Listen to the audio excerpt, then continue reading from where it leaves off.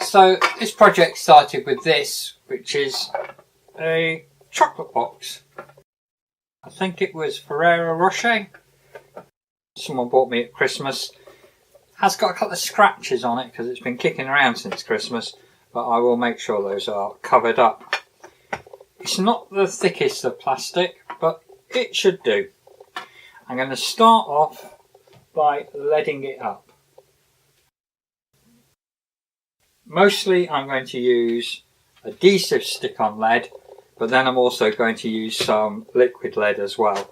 Now if you haven't got the adhesive lead, you can do it all in liquid lead. It's not an issue, but I thought I'd use this as I have got it. Right, I'm going to go away and cut out some strips of this, which I can then use in the project. Now hopefully I've cut out all the pieces I need. I'll just apologise, my neighbour's cutting his lawn, so if you can hear a humming noise in the background, that's what it is. Right, I'm going to need to be quite careful about sticking this in on. As I said, it's not the most solid plastic going, so when I smooth the lead down, I'm going to have to be a little bit careful.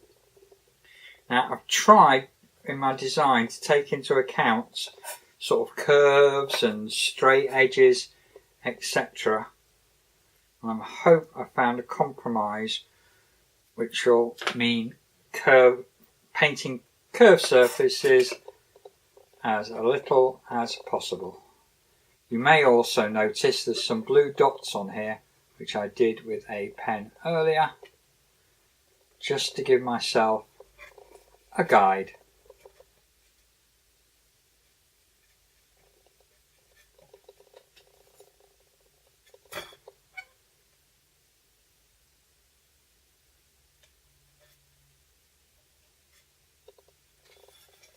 So first bit on, and hopefully that's straight. I'll do its counterpart on the other end. When you use this adhesive lead, the best idea is always to end up with as few loose ends as possible. And I'll show you what I mean in a minute.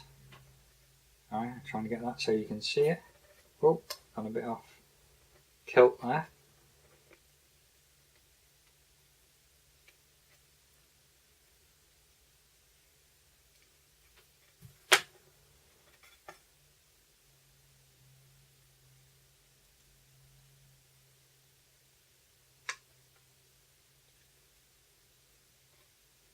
Now, these loose ends here will be covered by the piece going down there, which in turn will be covered by the piece going around the edge at the bottom. And in the end, I hope I'm only going to end up with one single loose end. I'm trying to cut this carefully so I'm not marking the plastic.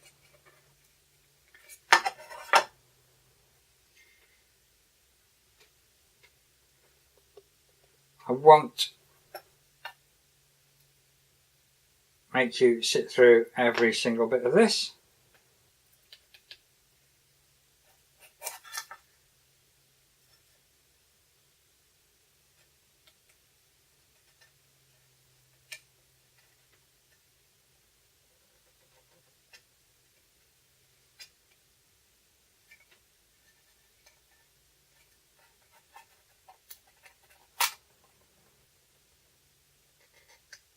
Reposition that slightly as it's gone a bit skew-if again. And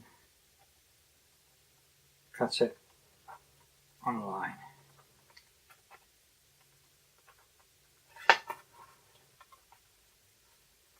Right, let's speed this up.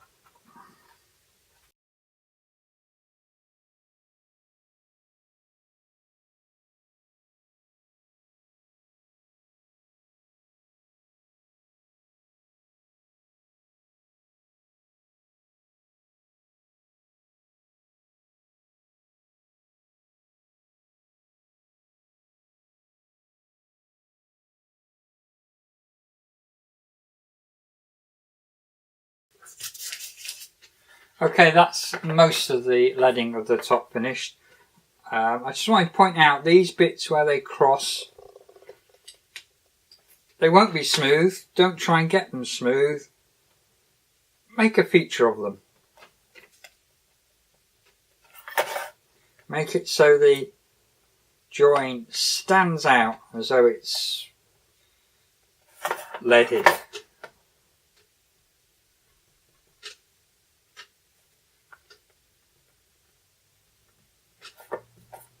There we go.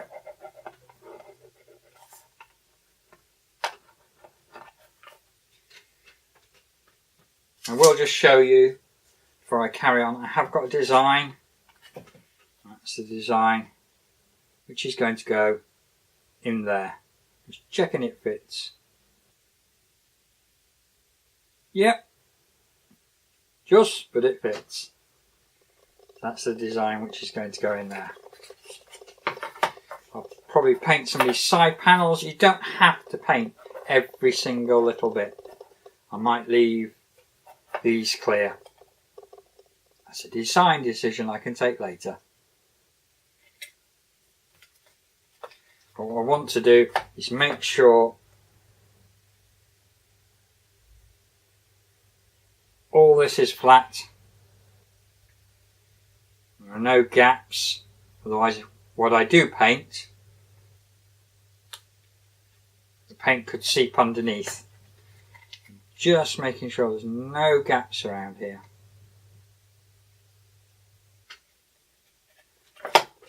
Right, having made sure there's no gaps, and now I'm just going to finish off, and I'm going to put a double layer of lead around the bottom. Just around like that. Start it off and finish it off there.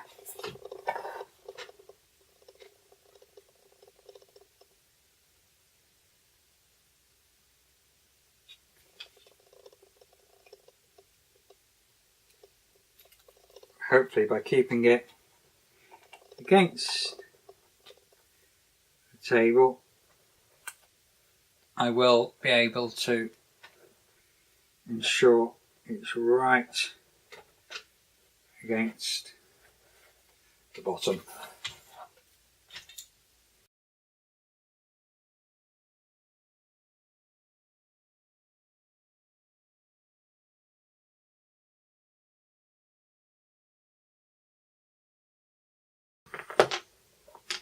And that's the top of the box leaded up. If you like that. I'm going to go away, I'm going to do the bottom of the box in a very similar manner, and then we'll come back and start the liquid leading. Okay, well the next stage is to start piping some of the design onto the box. Obviously I can only do this step by step.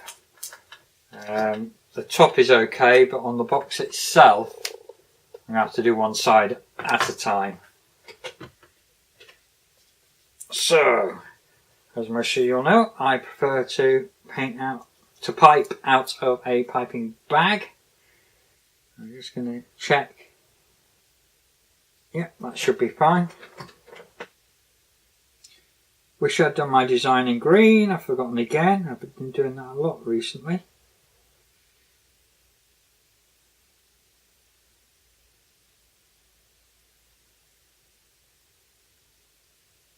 A little bit extra on there, but I can take that off later.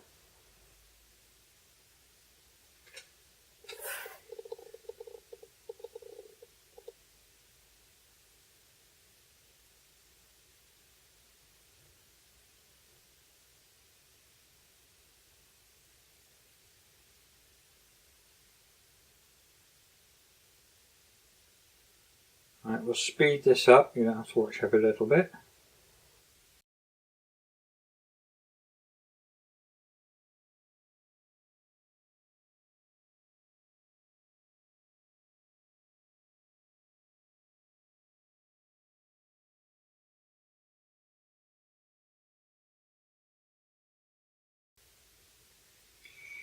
And there's that one done.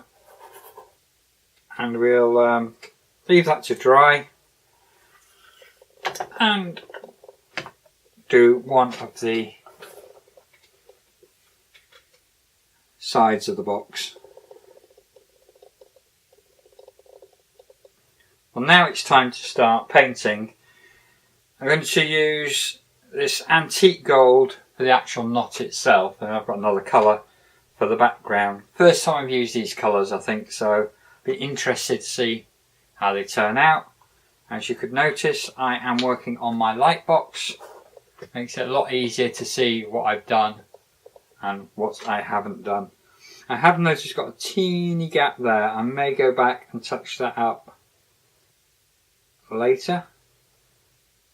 In the meantime, just make sure normal flood filling techniques, make sure it gets up to the edge with no gaps.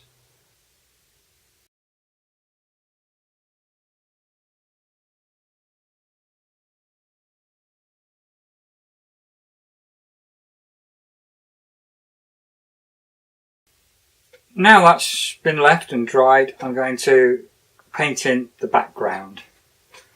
Don't worry, I'm not doing this remarkably slowly because I am working on the rest of the box at the same time. But it is all the same techniques as the top, so I shall just be showing you the top for now. Starting in the middle, working my way out.